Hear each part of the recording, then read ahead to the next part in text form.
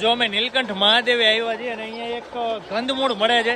રામ ભગવાન 14 વર્ષ વનવાસમાં હતા ને ત્યાં સુધી એમને આ કંદમૂળ જ ખાધું હતું એવું અહીંયા લખેલું છે. જો ભગવાન रामजी के 14 साल वनवास में खाए थे.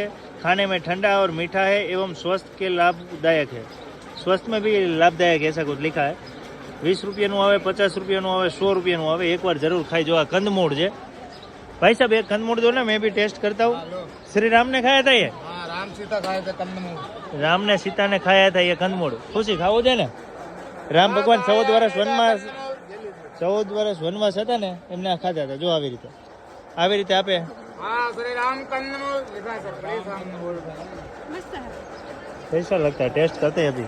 कैसे दिया है? इसका है सर 50 20 રૂપિયાનું છે આ. ऐसे पीस आते 20 का 50 के पीस. વાહ. हाँ 50 के 3. ટૂંકમાં ઝાડવાનું થળિયું હોય એવું જ લાગે છે.